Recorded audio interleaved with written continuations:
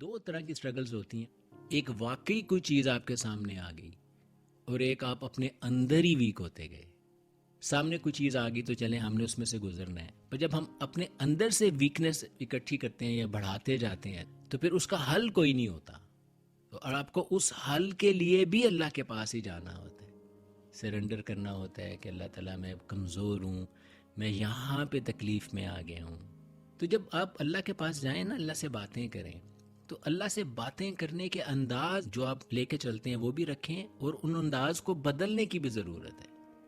ایک تو وہ انداز کہ آپ کو سارا دن کوئی تکلیف پہنچی تو آپ نے اللہ سے شام کو شیئر کر لیا تو آپ کے دل کا بوجھ ہلکا ہو گیا، آپ نے اللہ سے باتیں کر لیں کہ اللہ مجھے یہ تکلیف ہے، اللہ مجھے اس کی مدد چاہیے. اب ہر بندہ بولتا رہتا ہے اپنے آپ سے، اللہ سے تو باتیں کرتا ہے.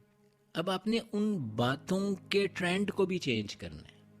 آپ نے اللہ کو ویکنس تو دکھانی ہے جو کہ اللہ کو پہلے ہی پتہ ہے، لیکن آپ نے کبھی کبھی اللہ کو جو ہماری ایک رینج ہے اس رینج کے مطابق کبھی کبھی اپنی اسٹرینگتھ سے بھی اللہ کو بتانا ہے. اب نہ تو وہ ویکنس ہمارے ہاتھ میں ہے، ہاتھ میں اس سینس میں نہیں کہ اس کا حل ہمارے ہاتھ میں نہیں ہے. ویسے تو ویک ہم خود ہوتے ہیں نا، اپنی باتوں سے، اپنی چیزوں سے، اپنی تھاٹ سے.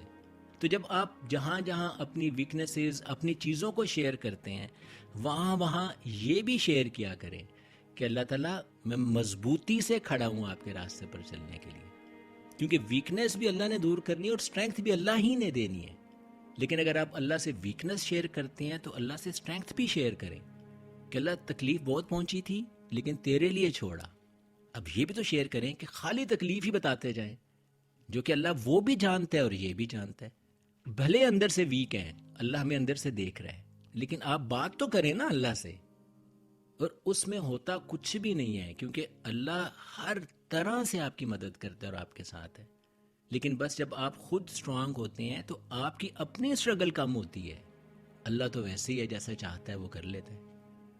تو جب آپ اللہ کی چیزوں میں ساتھ شامل ہوتے ہیں، کوئی چیز آپ کے سامنے آتی ہے اور آپ صرف اس لیے اس میں سے گزرنے کو تیار ہوتے ہیں اس یقین کے ساتھ کہ اللہ ہمارے ساتھ ہے، تو پھر تو آپ کو ہر ہرڈل کا انتظار رہتا ہے کہ کب وہ رکاوٹ آئے اور کب ہم اس یقین سے چلیں کہ اللہ ساتھ ہے. اور یہی خوبصورتی ہے.